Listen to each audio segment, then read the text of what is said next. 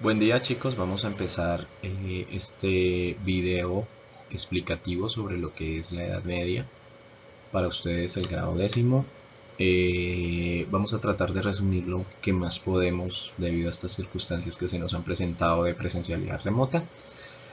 La Edad Media comienza en el siglo V y termina en el siglo XV, es decir, estamos hablando de 10 siglos, 1000 años, que me va a tocar resumir de una manera un poco a veces hasta eh, atrevida, diría yo, porque pues no alcanzamos a ver, pero vamos a ver una época dividida en Baja Edad Media y Alta Edad Media. Muy interesante, bastante interesante. Si ha visto, por ejemplo, las procesiones de Semana Santa, es muy medieval. Si, por ejemplo, ha visto películas de caballeros que van a guerras, como les voy a pasar en un ejemplo, eso es muy medieval. Si ha visto gárgolas, si no sabe qué es, puede buscar en internet, que son figuras demoníacas que normalmente ponían en algunos castillos. Si ha visto esa cuestión de gárgolas o si ha visto todas las representaciones del demonio o de Dios a través de la pintura, del arte, estamos hablando de esa parte de la Edad Media, ¿no? De los santos, de ese tiempo muy dado a lo que fueron Dios y el diablo, el mal y el bien. Digamos que esa dualidad dentro de lo que es el ser humano, puesto que esos 1000 años estuvo la sociedad inmersa en una profunda religiosidad, la literatura se va a ver vista, permeada, y va a narrar mucho de esa sociedad cristiana, pero también va a narrar mucho de esas gestas políticas que aún ahora, como lo vamos a ver en un ejemplo, Netflix, por ejemplo, Amazon y las plataformas de streaming están pasando nuevas series medievales. Y las cientos de películas que usted se ha visto quizá y ni siquiera sabe que son medievales. Entonces es una época bastante interesante, bastante llena de magia, yo diría, llena de superstición. Acuérdese, por ejemplo, el gato, que pasaba el gato y era representación del demonio, pero que entonces el búho ya no era representación del demonio. Los animales adquieren cierto simbolismo. Todo eso es de la Edad Media, es bastante apasionante, es bastante interesante, pues vamos a tratar de resumirla. Bien, comenzamos entonces con lo que es el contexto. Vamos a ver en qué sociedad se da lo que es la Edad Media, cómo pensaba, o al menos qué situación estaba aconteciendo en lo que era España, porque nos vamos a referir a esa España medieval, ya que pues todo el año vamos a ver la literatura española. Entonces, van a leer ustedes en su texto algunos aspectos importantes. Aquí les presento la guía, pero yo les voy a dejar como algunos puntos importantes de la explicación. Lo primero es que varios pueblos y varias culturas emergen o convergen, diría yo, convergen en lo que es esa España. Entonces vemos acá culturas, vamos a ver, los visigodos, los árabes y obviamente los mismos españoles, los celtas, entre otros, convergen en este parte de España. Ustedes que conocen el mapa de España sabrán. Y toda esta mezcla de culturas, digamos que hay ciertos conflictos, ciertas luchas, luchas de poder, luchas económicas, pero también la lengua y la literatura se ve bastante enriquecida por cada uno de los aportes que hace cada uno de ellos. Mira, por otro lado, la cristianización del imperio, es decir, se vuelve cristiano después del siglo V, estamos hablando en el siglo V, ¿no? Llega de una forma rápida a España. Sin embargo, en las márgenes del imperio, durante la crisis de este, la península ibérica fue tomada por el pueblo germánico visigodo. Acuerden que los germánicos tienden a ser la parte de Alemania, ¿no? Los visigodos, cuyo dominio perduró pues hasta el siglo VIII, y cuando los moros, es decir, nombres que se le denominaban a los pueblos árabes, obviamente invaden parte de la península. ¿Sí? Entonces fíjense bien, la convivencia de valores latinos, ¿por qué? Porque eran los cristianos, los cristianos, los visigodos, los musulmanes, los judaicos, es decir, todos estos pueblos estaban en España y la hicieron un poco conflictiva, pero también la hicieron enriquecedora en cuanto a cultura. Bien, y pues de cada uno de estos pueblos la cultura se nutre. Bien, fueron una mezcla tan rica de culturas y el proceso de decadencia del latín búlgaro hablado como lengua franca del Imperio Romano, junto con los aportes de los pueblos autóctonos de origen no romano, como los iberos, los celtas, los que permitieron la emergencia de una nueva lengua. Entonces, la mezcla de cada uno de ellos hace que surja el castellano. Yo lo estoy haciendo de una forma muy sencilla, para que lo vean. Eso fue un proceso un poco más complicado. Hacen que surja el castellano y baja lo que es el latín. No sé si se acuerdan que antiguamente se daban las misas en latín. Bueno, eso viene de la época medieval. El latín baja y queda como lengua, bueno, al menos en España ya deja de hablarse, surge el castellano de obviamente raíz del latín, que favorece lo que es esto, la expresión de los sentimientos medievales. Hacia el siglo XIII, la gran acogida del pueblo español de los cantares de gesta. Esto lo vamos a ver porque esto es importante. En la actualidad vemos muchas películas de los cantares de gesta y no solamente se dio en España, fue a nivel mundial. El otro año lo vemos en otros países, pero aquí nos vamos a centrar en España. Determinó el uso mayoritario de la lengua castellana por encima del latín vulgar. Entonces, ¿por qué? Pues porque la gente ya empezó a hablar más en castellano que en latín. Los que hacían los cantares de gesta eran, o los que llevaban los cantares de gesta eran los juglares, y los juglares normalmente hablaban castellano, así que la gente se ve obligada a hablar castellano y va dejando de lado el latín, así que es un proceso donde el latín muere y surge el castellano. ¿Listo? Bien, tenemos entonces importante acá lo que son los cantares de gesta, para resumir la diapositiva. La confluencia o la unión de todas estas culturas en España que dio origen a lo que fue la lengua castellana. Bien, en cuanto a los hechos políticos y sociales, primero voy a mencionar los hechos políticos. Dentro de los hechos políticos ustedes van a ver que la España se dividían prácticamente en dos reinos, en los visigodos, que se creían de ascendencia germánica o alemana, y los árabes.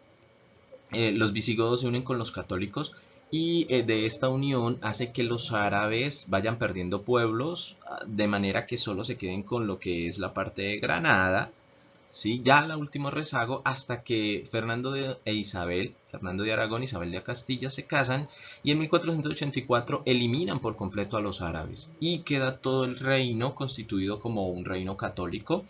Hacen la unificación de lo que es el reino de Castilla y ya queda netamente cristiano todo lo que es España como la conocemos hoy, que todavía existe esa monarquía en España.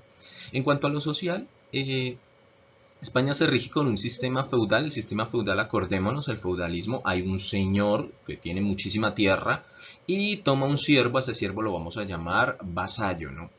Ese vasallo podía ser un caballero y ese caballero hacía una investidura, un ritual de investidura. No sé si han visto las películas en donde les ponen la espada en los dos hombros, el rey o el señor feudal.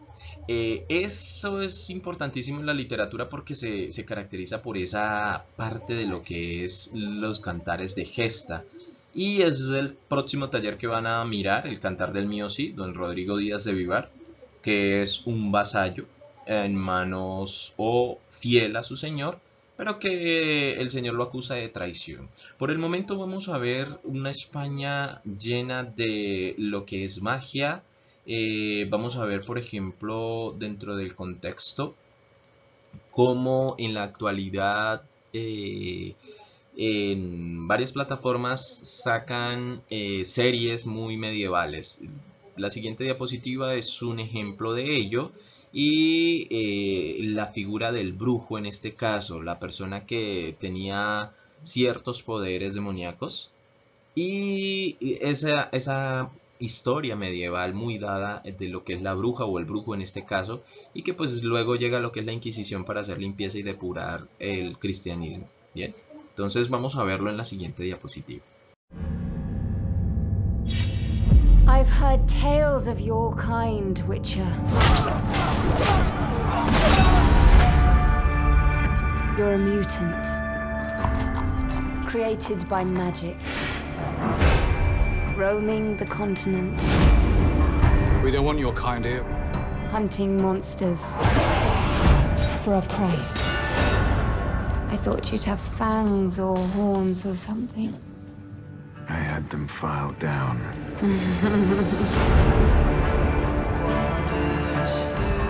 People call you a monster too. Why not kill them? Because then I am what they say I am. All of our choices draw our destinies closer. If he is out there, there is still hope. I have to find Geralt of Rivia.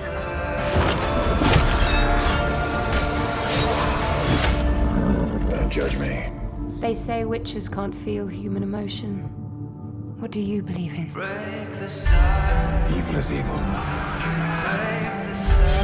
Lesser. Greater. Middling. It's all the same.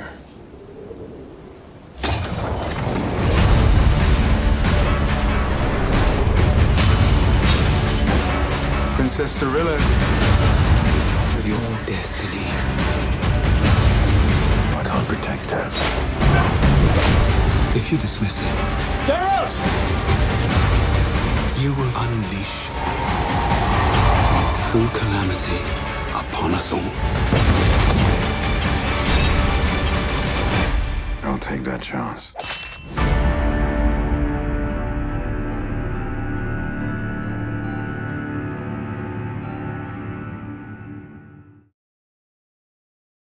Bien, como se acabó de ver en la imagen anterior, en el tráiler de lo que es Netflix, cómo la época medieval nos persigue aún en la actualidad y cómo esas épocas históricas remarcan la figura, en este caso del brujo, la magia, como ese imaginario. Obviamente en la actualidad sabemos que eso de brujos y esa magia, que esos seres mitológicos en realidad no existen, pero era un imaginario y en la época medieval se creía que existía. Bien, entramos aquí a lo que es la parte de la literatura, bastante importante en el sentido en el que empieza lo que es la lírica o la poesía, ¿sí? Tres tradiciones importantes, acuérdense que hay varias culturas que se convergen. Entonces están lo que son las jarchas, las moaxajas y los ségeles, es decir, formas de cómo hacer poesía. Esas son formas de cómo hacer poesía. Las jarchas eran poemas cortos de profunda emotividad, de 2 o 4 versos, en los que se destaca una voz femenina que expresa su amor y deseo al amado o confidente. Mire, por ejemplo, la muerte es mi estado, porque mi estado es desesperado. ¿Qué haré, oh madre mía? Que me mima va a marchar, el que me mima va a marcharse. Acuérdense de las guerras, ¿no? Y ella canta a su amado porque se va a la guerra. También están las cantigas fueron importantísimas. Podían ser de amigo, o sea, la amistad, podrían ser de amor o podrían ser de escarnio, depende de lo que se quisiera como cantar. La cantiga viene la parte de canto. Y de pronto vamos a ver, para finalizar el tema de la Edad Media, una cantiga del duque de Orleans y una, digamos que, muerte por una amada. Es algo un poco trágica, pero es importante también. La tradición lírica castellana pues tuvo dos vertientes, que fue la tradicional, autores en su mayoría anónimos. La Edad Media casi nadie se hace responsable de lo que se escribe, y también la parte oral. La parte oral es más con estos cantares de gesta, cuyo tema principal era el amor, las gestas de los guerreros. Ahorita lo vamos a ver con Amazon, porque Amazon lanza el cantar de gesta predominante en España, que es el cantar del mío Cid. Y la culta de autores diferenciados. La parte culta pues obviamente tiende a ser más de monasterio. De autores diferenciados trataba a menudo de temas más sociales que amorosos. Este último tipo de lírica se convirtió en los cancioneros. Bien, pues también quiero mencionar acá el cancionero de Jorge Manrique con las coplas a la muerte de su padre. Es famosísimo. Y surge acá lo que es la literatura, para resumir, en tres aspectos importantes: jarcha, moaxaja, ségeles. Y las cantigas. Las cantigas. ¿A qué se escribía esta lírica, esta poesía que se hacía? De amor, de amigos, de escarnios. La amada le canta a su amado porque va a la guerra. En fin, todo esto era lo que era parte de la literatura medieval en cuanto a la lírica. Bien, y ahora pasamos entonces a lo que son los juglares o los mésteres. La palabra méster significa oficio, entonces hay dos oficios importantes en la Edad Media. Méster de juglaría, que es el oficio de los juglares, y méster de clerecía, que es el oficio de los clérigos. El clérigo es el religioso, el cura, el padre o el sacerdote. Entonces los juglares eran personajes que iban de pueblo en pueblo cantando hazañas de héroes caballerescos, de héroes épicos. Piénsese, por ejemplo, en el rey Arturo, como lo mencionaba anteriormente.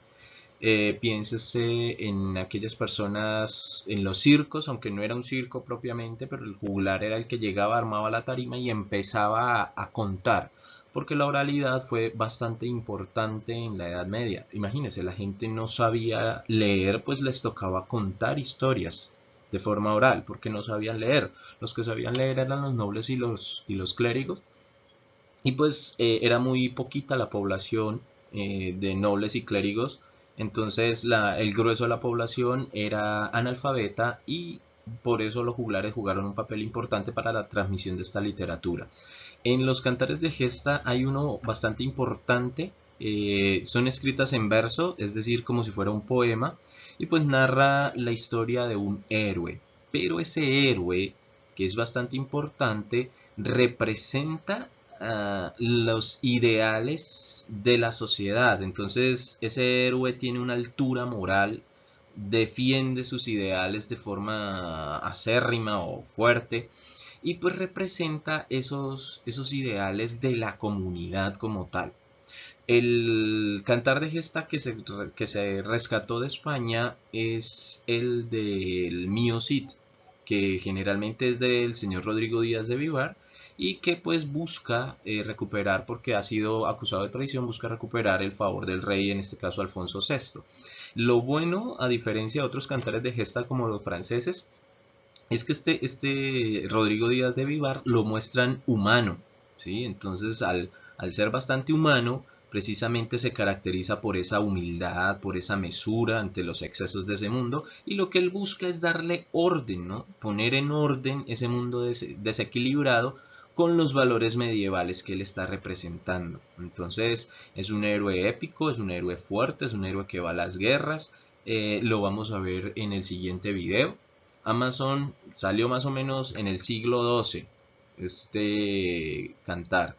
Imagínense, estamos hablando de 1100 y en el 2020 lo estamos viendo de nuevo en una serie llamado El Cid, y lo vamos a ver más adelante después de esta diapositiva, después en el siguiente video, y cómo este cantar de gesta nos llega hasta nuestros días, pero a su vez cómo entretuvo en el siglo XII a todos los ciudadanos españoles. Entonces no estamos tan, digamos, no lejanos, sino tan desactualizados, sino que hay muchas cosas que nos siguen llegando, no solamente desde las costumbres, sino también desde lo que son las series. Entonces vamos a verlo.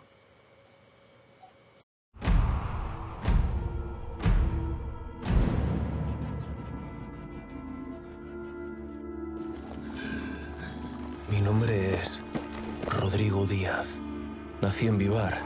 Mi padre murió luchando por Fernando I. Por toda herencia me dejó una espada. Mi espada. Con esto puedes conseguir todo. Compartimos mesa con reyes, príncipes y nobles. Partimos a la batalla a su lado. Luchamos con ellos. Morimos con ellos. Rui, ni tú ni yo somos como uno de ellos. Se prepara una revuelta contra el usurpador. Su vida corre peligro. Lo intentaron matar durante la justa. ¿Sospechas de alguien? Sospecho de todos. ¿Dónde está mi madre, a la que tanto admiro? No hay corona. No hay nada. El trono duraría un segundo en manos de una mujer. Jimena. ¿No te has olvidado de mí? Dios ha marcado tu destino para ser cosas que ningún hombre puede hacer. La gloria te espera.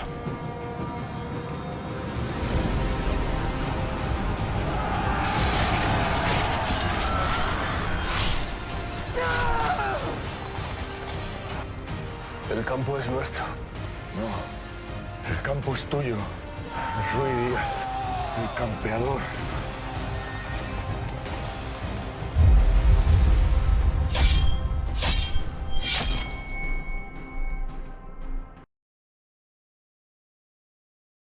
Bien, como pudieron ver en el anterior video, se muestra a lo que es el héroe medieval en los cantares de gesta, que son escritos en verso. Cuando son escritos en versos hace parte de lo que es la lírica, a pesar de que hable de batallas y de guerras, en este caso el campeador o de Rodrigo Díaz de Vivar. Bien, pasamos al romancero. El romancero generalmente era como una composición pequeña que normalmente se hacía para ser cantada. Piense por ejemplo en los cantantes ahorita, pues yo lo asimilo, no es igual, pero los cantantes de freestyle, que se da mucho. Entonces son pequeños versos no, son octosílabos, son de 8 sílabas y son 2, 3 estrofas que se escriben para ser cantadas y pues ya sean de los diferentes temas, ¿no? Amor, guerra, religión, entre otros. Que eso es lo que es el romancero. Luego pasamos a lo que es la prosa medieval. Cuando estamos hablando de prosa, estamos hablando es del texto que ocupa todo el renglón. Ya no estamos hablando de poesía, sino por ejemplo de un cuento. O en este caso, de las historias del conde Lucanor, ¿sí? Que cumplen una función moralizante y didáctica. O sea, le quieren mostrar a usted una idea moral y que usted aprenda a vivir según los valores de la época, que los valores de la época eran valores cristianos, ¿bien? Entonces es a vivir. El conde Lucanor tiene toda una serie de historias, digamos que con moraleja, porque de ahí ya empieza esa parte de la moraleja, o sea, de la moral, a mostrarse en la literatura. Es como para enseñarle los valores cristianos a usted. Y pues la verdad sí los invito a leer el Conde Lucanor, que es fácil. No nos da el tiempo para nosotros leerlo, lo abordo cuando normalmente estamos en la presencialidad, pero pues en este caso no se puede. Bien, entonces tenemos el romancero, que son composiciones líricas para ser cantadas, y tenemos la prosa medieval, que generalmente dejan una moraleja para que usted actúe como buen cristiano. Terminamos entonces dentro de lo que es la prosa con una novela, con una obra de teatro insigne, que es La Celestina. La Celestina, normalmente las obras de teatro tuvieron un carácter religioso, pero no todas tuvieron un carácter religioso. La Celestina de hecho rompe con esa parte de la religiosidad y ya pasa como a otra época del siglo de oro, que es lo que vamos a ver, yo creo que el otro periodo. ¿Por qué? Porque la Celestina es una chica que se enamora de Calixto y, perdón, Celestina no, Celestina es una alcahueta. ¿Qué es una alcahueta? Una mujer que, digamos, practica abortos y hace, entre comillas, brujería en casa. Y une a Calixto y a Melibea. Son dos personajes de clase alta, pero que no tienen la aprobación de papi y mami, y pues hay una tragedia en esa obra, ¿sí? Aquí pueden mirar qué son las alcahuetas. La Celestina es un personaje siniestro, pero muestra como esa doble moral que tenía la sociedad española, y por eso ya no es propiamente de la Edad Media, sino que es una transición. Ya empiezan a mostrar como esos defectos que tenía la sociedad a través del teatro. Bueno, el logro estético de la Celestina consiste en presentar una crítica severa al amor cortés. ¿Qué era el amor cortés? Piénsese en el chico que quita su capa y cubre el pichal para que la señorita o la dama no se ensucie. Ese era el amor cortés. Eran historias de caballeros, o no propiamente de caballeros, simplemente historias románticas en donde el chico desvivía por la chica, y hacía toda una serie de rituales con tal de que la chica estuviera bien. Es como si fueran de porcelana. Bien, ese era generalmente el amor cortés. Bien, esta sería como la parte total de lo que son las guías. Con estas guías no tienes que hacer nada, solamente leerlas por favor y pues ver este video. Más adelante ya vamos a trabajar un taller para la siguiente entrega. Ya más o menos tienen un contexto de que de la Edad Media es un contexto un poco sencillo y fácil, diría que rápido debido a la situación. pero que al menos se les quede primero que la Edad Media fue una época de profunda religiosidad, que se dieron los romances, la lírica se basó mucho en los cantares de gesta, se basaron mucho en los cantares de gesta, en los poemas de amor porque su amado iba a la guerra, eran bastante guerreristas. En cuanto a prosa, tenemos lo que son las historias didácticas que le quieren dejar a usted una enseñanza cristiana y una moral cristiana para que sepa cómo conducirse. Y en teatro pues tenemos a la Celestina, que ya rompe con esa tradición religiosa y critica el amor cortés. Es un amor, es una mujer que se aprovecha del amor de dos chicos y quiere sacar provecho de de ese cruce.